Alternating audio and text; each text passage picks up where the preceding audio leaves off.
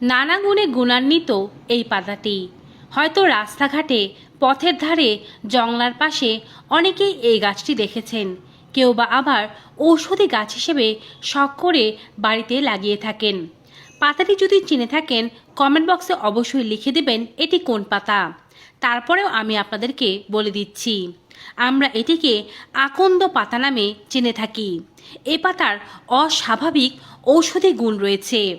ভাঙা হাড়, পাতলা হাড়, মচকানো হাড়, শরীরের ব্যথা সব কিছু ভালো করতে আকন্দ পাতা ব্যবহার করা হয়ে থাকে। আকন্দ পাতা মানুষের শরীরের বিষাক্ততা, দূষিত ক্ষত পরিষ্কার করে পুচকে বের করে দেয়। ব্রণের চিকিৎসায় আকন্দ পাতা এক জাদুকরী ওষুধ। এটি যে কোনো ধরনের খোসপাচড়া, অ্যালার্জি, একজিমা, চুলকানি, যে কোনো ধরনের শরীরের ইনফেকশন বা ত্বকের ইনফেকশনকে দূরে রাখে। সর্দি কাশি থেকে শুরু করে ঠান্ডাজনিত যে কোনো সমস্যা, হাত পা মচকানো, সব কিছুর ব্যথায় আকন্দ পাতাকে কিভাবে ব্যবহার করবেন তা এই ভিডিওটির মাধ্যমে জানতে পারবেন। যাদের মুখে ক্রমাগতভাবে ব্রণ উঠতে থাকে, বড় বড় ব্রণ হয়, ব্রণ ব্যথা হয়, ব্রণ সহজে পাকতে চায় না, পাকলে পুঁজ বের করে আবার দাগ হয়ে যায়, তারা ব্যবহার করতে পারেন আকন্দের এই পাতা। পরিচ্ছন্ন আকন্দের পাতা নিয়ে ভালোভাবে ধুয়ে মুছে নেবেন। একটি পাত্র চুলার ওপরে বসিয়ে হালকা একটু গরম করে নেবেন। তারপরে তার ওপরে আকন্দ পাতাগুলো রেখে পাতাগুলো একটু গরম করে নেবেন। গরম বা হালকা গরম অবস্থায় এই পাতাগুলো ব্রণের ওপরে লাগিয়ে রাখুন। পাতা বারবার গরম করে ব্রণের ওপরে এভাবে 3 থেকে 4 বার লাগান। ত্বকের যে যে জায়গায় ব্রণ হয়েছে সব জায়গাতেই আপনি লাগাতে পারবেন। আপনার এই ব্রণগুলো সহজেই পেকে ফেটে যাবে এবং পরবর্তীতে ত্বকের ওপরে আর ব্রণ হবে না। ব্রণের দাগও ত্বকের ওপরে বসতে পারবে না। যদি আপনার শরীরে কোথাও বিছে অথবা কোনো ধরনের পোকামাকড় কামড়ায়, তবে তাৎক্ষণিকভাবে অনেক জ্বালাপোড়া করে ও যন্ত্রণা হয়। সেই যন্ত্রণা থেকে উপশম দিতে এই পাতা আপনাকে সাহায্য করবে। আকন্দ পাতা ভালোভাবে বেটে তা আপনার বিছে কামড়ানো জায়গায় লাগান। সেই জায়গার যন্ত্রণা ও ব্যথা খুবই দ্রুত ভালো হতে শুরু করবে। এছাড়াও যদি আপনি পাতা বেটে লাগাতে না পারেন, তবে হাতের কাছে আকন্দ পাতা থাকলে পাতা ছেড়ে এর ভেতর থেকে যে দুধের মতো সাদা রসটি বের হবে সেটিও লাগিয়ে দিতে পারেন। বিভিন্ন সময় আমাদের ত্বকের ওপরে ইনফেকশন হয়, ফোড়া হয় কিংবা কেটে যাওয়ার কারণে দূষিত ক্ষতের সৃষ্টি হয়। তার মধ্যে ঘা হয়, পুঁজ পড়তে থাকে।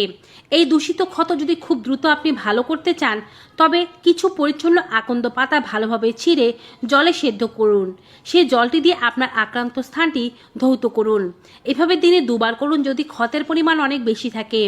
3 থেকে 7 দিনের মধ্যে ফলাফল আপনার চোখে পড়বে। ঘায়ের পুঁজ হবে না, ক্ষতস্থান ধীরে ধীরে শুকিয়ে যেতে শুরু করবে। যদি কারো বুকে পুরনো কফ বা সর্দি বসে গিয়ে থাকে, পাশাপাশি যদি বারবার কাশি হতে থাকে, তবে আকন্দ পাতা আপনাকে সাহায্য করতে পারে। আকন্দ পাতা ভালোভাবে ধুয়ে শুকিয়ে তার ওপরে একটু ঘি মাখিয়ে নিন। পাতাটি হালকা গরম করে বুকে ও পিঠে এই পাতা দিয়ে সেক দিতে থাকুন। এভাবে 1 থেকে 2 বার করলেই বুকে জমা পুরনো কফ ও সর্দি বেরিয়ে যাবে। খোসপাচড়া, অ্যালার্জি, একজিমা কিংবা চুলকানির ক্ষেত্রে খুব ভালো কাজ করতে পারে আকন্দ পাতার রস। আকন্দ পাতা ছেলে বা এর ডাল কাটলে এর ভেতর থেকে সাদা দুধের মতো এক ধরনের রস দেখতে পাওয়া যায়। এই আঠাটি আধা থেকে 1 চা চামচ পরিমাণে সংগ্রহ করে নিন। তার সঙ্গে মিশিয়ে নিন 4 গুণ পরিমাণে সর্ষের তেল, অর্থাৎ যতটুকু পরিমাণে আঠা নেবেন তার 4 গুণ সর্ষের তেল নেবেন। এই উপকরণগুলো গরম করে নিন। যদি গরম হয়ে যায় তখন এর মধ্যে কাঁচা হলুদের কুচি অথবা কাঁচা হলুদের রস দিয়ে দিন। এবারে সমস্ত উপকরণগুলো ভালো করে মিশিয়ে হালকা গরম অবস্থায় খোসপাচার উপরে ভালোভাবে লাগিয়ে রাখুন। আধা ঘন্টা থেকে 1 ঘন্টা পর্যন্ত লাগিয়ে রেখে ধুয়ে ফেলুন। এভাবে 3 দিন করুন। যত পুরনো অ্যালার্জি, চুলকানি, একজিমা, খোস পাচড়া, দাঁতের সমস্যা আছে সব দূর হবে। সেটি যদি আপনার কুচকিতে, আঙুলের ফাঁকে, বগলে বা মাথায়ও হয়ে থাকে, সেখানেও আপনি লাগাতে পারবেন। শিশুদেরকেও এই রেমেডি লাগানো যাবে। এটি 3 দিনের মধ্যে আপনার শরীরের সমস্ত চুলকানি, অ্যালার্জিকে দূর করে দেবে। যে কোনো ধরনের বডি ইনফেকশনকে দূর করে দিতে সাহায্য করবে।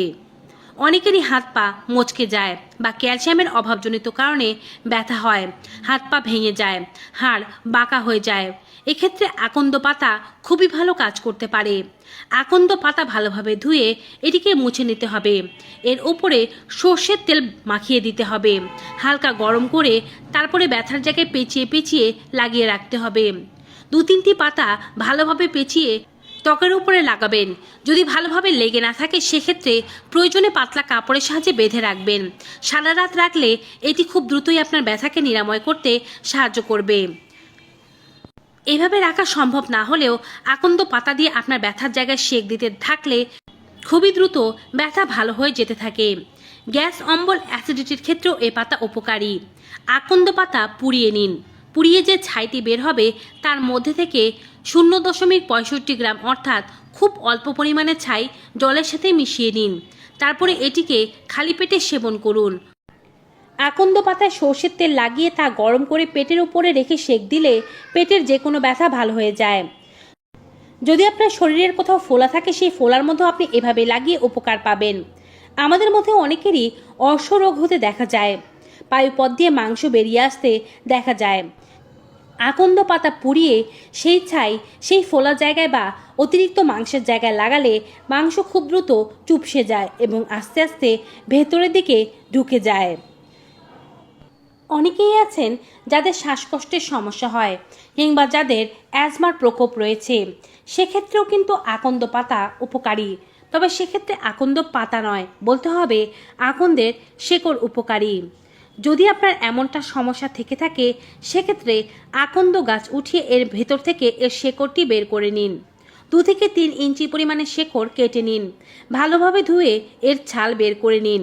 ছালগুলো পিষে নিন। তারপরে আকন্দ গাছ থেকে আঠা বের করুন। আকন্দ গাছের আঠা খুব ভালোভাবে কোন পাত্রের মধ্যে রেখে তা শুকিয়ে নিতে হবে। যেমন ধূপ জ্বালানোর সময় নারকেলের ছোবা জ্বালানো হয়, তেমনই কোনো একটি পাত্রে নারকেলের ছোবা জ্বালাতে হবে। তার উপরে এই কষের শুকনো গুঁড়ো এবং আকন্দের শিকড়ের গুঁড়ো দিয়ে দিতে হবে। এর মধ্যে থেকে যে ধোঁয়াটি উঠবে সেটি শ্বাসকষ্টের রোগীদের নাক দিয়ে টানতে হবে। এভাবে নিতে পারলে খুবই দ্রুত যত পুরনো শ্বাসকষ্টের সমস্যা থাকুক, নিউমোনিয়া জনিত সমস্যা থাকুক কিংবা অ্যাজমার প্রকোপ থাকুক তা ভালো হতে শুরু করবে। তবে এটি তো তাৎক্ষণিকভাবে বানানো সম্ভব নয়।